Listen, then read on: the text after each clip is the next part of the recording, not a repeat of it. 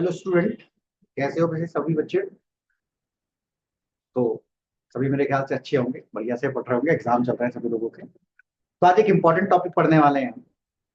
सबसे पहले सबका स्वागत है। और फिर इम्पोर्टेंट टॉपिक देख लेते हैं। इम्पोर्टेंट टॉपिक हमारे पास रहेगा लेटेंट। कौन सा टॉपिक है हमारा? लेटेंट। अच्छा, अगर आप लोगों को और इम्पोर्टेंट टॉपिक चाहिए अपनी 11th क्लास के लिए, चाहे वो यूपी बोर्ड के बच्चे हों चाहे वो सीबीएसई बोर्ड के बच्चे हों, फिर तो हमारे चैनल को लाइक करना पड़ेगा, सब्सक्राइब करना पड़ेगा और बेल आइकन भी प्रेस कर देना, ताकि जैसे ही कोई इंपॉर्टेंट क्वेश्चन या इंपॉर्टेंट टॉपिक अपलोड होता है तो वो आप लोगों को तुरंत से तुरंत मिल जाए। तो एक बहुत अच्छा टॉपिक पढ़ने वाले लेटेंट ही। हम आपको फ्री में अच्छी चीजें पढ़ाएंगे। आप हमारे चैनल को सब्सक्राइब करेंगे, लाइक करेंगे और शेयर करेंगे। जितना ज्यादा आप लाइक करेंगे, जितना ज्यादा आप शेयर करेंगे, उतने ज्यादा इंपॉर्टेंट क्वेश्चंस आपको मिलते रहेंगे। तो लेटेंट हीट, एक एक्सपेरिमेंट कर लेते हैं। एक एक्सपेरिमेंट एक्सपेरिमेंट ये है कि आइस क्यूब्स लेते हैं, आइस लेते हैं और एक बीकर में आइस को करके, आइस क्यूब रख करके एक थर्मामीटर लगा देते हैं। एक थर्मामीटर लगा दो,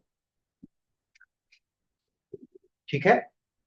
थर्मामीटर लगा दो और हीट करना शुरू करो। क्या करना है? हीट करना है। अब जब हम हीट कर रहे हैं, इसका मतलब हम तो एनर्जी प्रोवाइड कर रहे हैं, एनर्जी दे रहे हैं। और जब हम एनर्जी दे रहे हैं तो टेम्परेचर भी बढ़ना चाहिए। मगर हम हीट करते रहेंगे, हीट करते रहेंगे, टेम्परेचर नहीं बढ़ेगा। सपोज करो हमने हीट दी, शुरू में 1 जूल हीट दी, ऐसी एग्जांपल ले लिया मैंने। कभी तो रट लो कि साहब 1 जूल हीट को दे रहे हैं। फिर 1 जूल हीट और दी, फिर 1 जूल हीट और दी, 1 जूल हीट और दी, हीट देते चले गए, देते चले गए। कुछ टाइम तक टेम्परेचर नहीं बढ़ेगा। अब फिर आप कहोगे भैया टेम्परेचर फिर कब बढ़ेगा? जब ये सारे की सारी आइस मेल्ट हो जाएगी। सपोज करो थर्मामीटर का टेम्परेचर 0 डिग्री सेल्सियस है। जब ये सारी आइस मेल्ट हो जाएगी, सॉलिड से लिक्विड बनेगा। सपोज करो 0 डिग्री पर आइस थी, सॉलिड से लिक्विड बनना शुरू होगा। तो उस समय पर जब लिक्विड बन जाएगा, अब हमारा टेम्परेचर बढ़ना शुरू होगा। यानी कि अगर हम आइस ले लें, अच्छा इसमें भी एक कंडीशन समझो, इसमें भी एक कंडीशन समझो। सपोज करो आइस हमारे पास में, आइस क्यूब हमारे पास में -5 डिग्री सेल्सियस टेम्परेचर पर है। अब तुमने हीट करा तो अभी टेम्परेचर बढ़ेगा। कैसे? सपोज करो तुमने हीट करना शुरू करा, टेम्परेचर धीरे धीरे बढ़ना शुरू हुआ। जैसे ही टेम्परेचर धीरे धीरे बढ़ना शुरू हुआ, फिर से समझो बात को। तुमने क्या करा? हीट करना शुरू करा, एनर्जी देनी शुरू करी, तो टेम्परेचर बढ़ा। -4 होगा, -3 होगा, तो इंक्रीज हो रहा टेम्परेचर। -1 होगा, 0 डिग्री। अब 0 डिग्री पर आकर के टेम्परेचर रुक जाएगा। अब तुम हीट देते रहोगे। वो जो मैं कंडीशन बता रहा था, वो कौन सी कंडीशन थी? ये कंडीशन थी। अब तुम हीट देते रहो, अब हीट देते रहो, टेम्परेचर नहीं बढ़ेगा। कब तक? जब तक ये पूरी की पूरी आइस मेल्ट होकर के लिक्विड ना बना दे। अब फिर से जब ये लिक्विड बन गया, जब ये लिक्विड बना, जब ये लिक्विड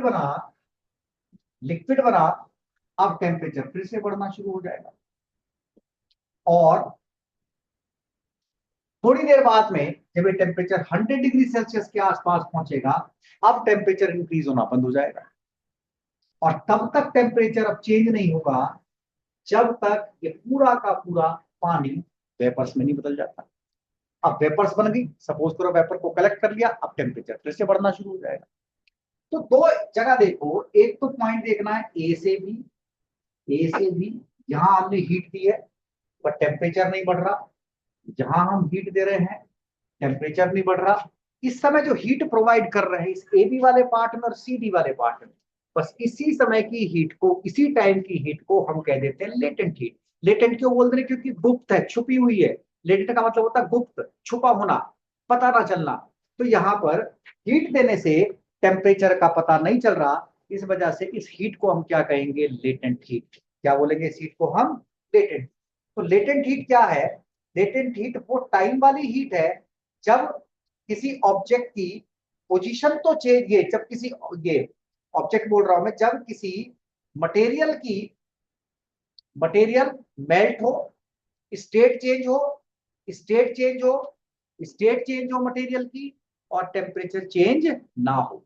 स्टेट चेंज हो, टेम्परेचर चेंज ना हो, ऐसी हीट को हमने क्या नाम दे दिया? Latent heat. हिंदी में इसको कहते हैं गुप्त ऊष्मा। यूपी बोर्ड वालों के लिए शब्द आता है गुप्त ऊष्मा, जो यूपी बोर्ड से पढ़ रहे हैं, जो हिंदी मीडियम के बच्चे हैं उनके लिए इंग्लिश में लेटेंट हीट, हिंदी मीडियम में गुप्त ऊष्मा। बहुत इंपॉर्टेंट है कि भैया गुप्त ऊष्मा किसे कह रहे हैं, किसे कह रहे हैं गुप्त ऊष्मा। तो ये हमको पढ़ना है, बहुत ध्यान से देखना है गुप्त ऊष्मा के बारे में, लेटेंट हीट के बारे में, कि भाई लेटेंट हीट हम किसे कहेंगे, लेटेंट हीट हम किसे कहेंगे? गुप्त ऊष्मा हो गई हमारे पास में ये। अब ये है क्या, लिखेंगे कैसे डेफिनेशन? स्क्रीन पर आ गई होगी।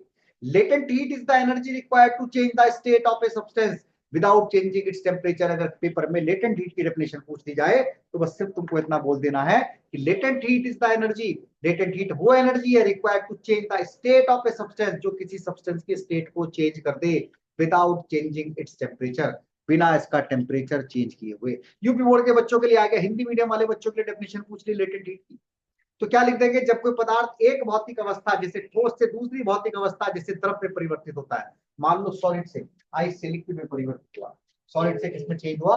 लिक्विड में चेंज हुआ। जब कोई पदार्थ एक भौतिक अवस्था यानी कि एक सॉलिड स्टेट से दूसरी भौतिक अवस्था, दूसरी फिजिकल स्टेट, भौतिक अवस्था मीन्स फिजिकल स्टेट, भौतिक अवस्था मीन्स फिजिकल स्टेट, दूसरी भौतिक अवस्था जैसे लिक्विड में चेंज हो गया, तो उस समय पर नियत ताप, ताप मतलब टेम्परेचर, ताप मतलब टेम्परेचर, ताप मतलब टेम्परेचर, कांस्टेंट टेम्परेचर, नियत मतलब कांस्टेंट, तो जिस समय उस नियत ताप पर, उस कांस्टेंट टेम्परेचर पर उसे कुछ ऊष्मा दोगे, ऊष्मा का मतलब हीट, ऊष्मा का मतलब हीट, ऊष्मा का मतलब हीट, तो ऐसी हीट को हम क्या कहेंगे? Latent heat. क्या कहेंगे उसको हम? Latent heat. जब कोई पदार्थ एक भौतिक अवस्था जैसे ठोस से दूसरी भौतिक अवस्था जैसे द्रव में परिवर्तित हो जाता है, या द्रव से गैस में परिवर्तित हो जाता है, टेम्परेचर नियत रहता है, टेम्परेचर फिक्स रहता है, उस समय जो उसको हीट दे रहे हो, उस हीट को हम क्या कह देते हैं? लेटेंट हीट, गुप्त ऊष्मा कहते हैं। यानी कि किसी पदार्थ की भौतिक अवस्था में परिवर्तन के लिए उपयोग में लाई गई ऊष्मीय ऊर्जा को क्या कहेंगे? गुप्त ऊष्मा। किसी पदार्थ की भौतिक अवस्था में परिवर्तन के लिए उपयोग में लाई गई ऊष्मीय ऊर्जा को क्या कहेंगे? गुप्त ऊष्मा कहेंगे। क्या कहेंगे भाई हम इसको? गुप्त ऊष्मा। गुप्त क्यों कह रहे हैं? क्योंकि टेम्परेचर तो चेंज नहीं हो रहा, हीट पता नहीं कहाँ जा रही है। एक्चुअली हीट कर क्या रही है? हीट मॉलिक्यूल्स का अरेंजमेंट चेंज कर दे रही है, हीट जो है स्टेट चेंज कर देती है। अब जो गुप्त ऊष्मा है, हिंदी वाली बात बता रहा हूँ, इंग्लिश में भी बताऊंगा, जो गुप्त ऊष्मा ये दो तरह की होती है। एक को हम कहते हैं हीट, हीट ऑफ फ्यूजन, द्रवण की गुप्त ऊष्मा, और एक को कहते हैं लेटेंट हीट ऑफ वेपोराइजेशन, वाष्पन की गुप्त ऊष्मा। अच्छा, जब ये द्रवण की गुप्त ऊष्मा है, हीट ऑफ फ्यूजन है, इसमें सब्सटेंस ठोस से सॉलिड से लिक्विड में कन्वर्ट होगा, और जो वाष्पन की गुप्त ऊष्मा है, इसमें सब्सटेंस लिक्विड से वेपर में कन्वर्ट होगा। तो टाइप्स ऑफ लेटेंट हीट दो तरह के हो गए हमारे पास में, latent heat of fusion and latent heat of vaporisation. Latent heat of fusion and latent heat of vaporisation. Latent heat of fusion की अगर हम बात करें तो energy required to change a substance from a solid to liquid state. अगर solid से liquid state के लिए जो एनर्जी हम दे रहे हैं, जब टेम्परेचर चेंज नहीं हो रहा, यहाँ पर ये सॉलिड था, ये क्या चल रहा था हमारा? सॉलिड। ये क्या चल रहा था? सॉलिड, आइस था, और ये लिक्विड स्टेट में आ गया, यहाँ पर लिक्विड स्टेट में आ गया। ए पर अभी सॉलिड है, बी पर लिक्विड है, तो इस बीच में जो तुमने हीट दी है, इस बीच में जो तुमने हीट दी है, energy required to change a substance from solid to liquid is called latent heat of fusion। द्रवण की गुप्त ऊष्मा हिंदी में कहेंगे कि किसी पदार्थ को, किसी सब्सटेंस को लिक्विड से, सॉलिड से लिक्विड में लाने के लिए जो हीट दी जाती है, जब टेम्परेचर फिक्स रहे, ऐसी हीट को हम क्या कहेंगे? Latent heat of fusion.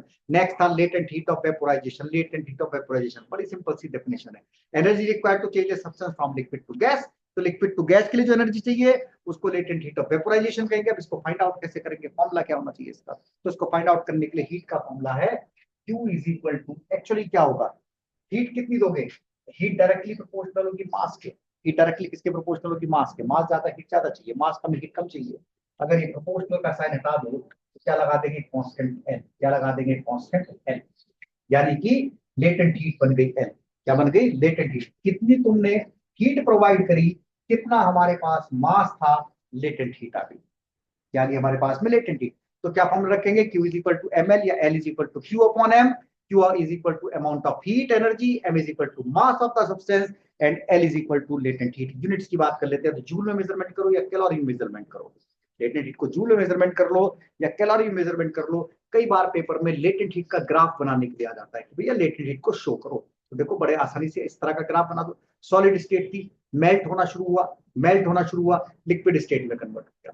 तो उस समय पर जो हीट दी गई है लिक्विड स्टेट थी, वेपोराइजेशन होना शुरू हुआ, उस समय जो हीट दी गैस में कन्वर्ट हो गई। तो उस समय जो हीट प्रोवाइड करते हैं, जो वेपोराइजेशन है इसका उल्टा चलने लगे, गैस से किस में पहुंचना शुरू करें, लिक्विड में पहुंचना शुरू करें, कंडेंसेशन। लिक्विड से सॉलिड में पहुंचेंगे तो क्या कहेंगे, फ्रीजिंग। सॉलिड से लिक्विड में पहुंचेंगे तो क्या कहेंगे, मेल्टिंग। लिक्विड से गैस से पहुंचेंगे तो क्या कहेंगे, वेपोराइजेशन। इसका वाइस वर्सा ले लेते हैं, गैस से लिक्विड में पहुंचेंगे तो क्या कहेंगे, कंडेंसेशन। लिक्विड से सॉलिड में पहुंचेंगे तो क्या कहेंगे, फ्रीजिंग कहेंगे। तो ये जो हमें हीट दे रहे हैं मेल्टिंग के समय पर या वेपोराइजेशन के समय पर, ये हीट टेम्परेचर चेंज नहीं करती, टेम्परेचर चेंज नहीं करती, याद रखना है टेम्परेचर चेंज नहीं करती। हीट तो दी जा रही है, टेम्परेचर चेंज नहीं करती। इस हीट को हम क्या कह देते हैं, लेटेंट हीट। तो बड़ा ही इंपॉर्टेंट टॉपिक रहने वाला है तुम्हारा लेटेंट हीट, पेपर में पूछा जा सकता है किसी ना किसी बोर्ड में, किसी ना किसी टाइप से। तो अगर आप सबको ये लेटेंट हीट वाला टॉपिक अच्छा लगा हो तो हमारे चैनल को सब्सक्राइब कीजिए, लाइक कीजिए और बेल आइकन का बटन जरूर दबा प्रेस कर देना, जिससे जैसी कोई वीडियो अपलोड होती है आप लोगों को मिलती रहे। तो ये बस इतनी विनती है, इतनी गुजारिश है कि सभी बच्चों तक ये वीडियोस पहुंच जाएं। हिंदी में भी रहेंगी और इंग्लिश में भी रहेंगी। अभी कुछ कमियां हैं, ये सारी कमी को दूर कर दिया जाएगा। हिंदी इंग्लिश पैरेलल में चलता रहेगा, चाहे हिंदी में पढ़ने वाले बच्चे हो या इंग्लिश में पढ़ने वाले बच्चे हो, दोनों में पैरेलल तुमको मिलता रहेगा। तो हमारे चैनल को सब्सक्राइब कीजिए, सब्सक्राइब करना। थैंक यू बच्चों, धन्यवाद।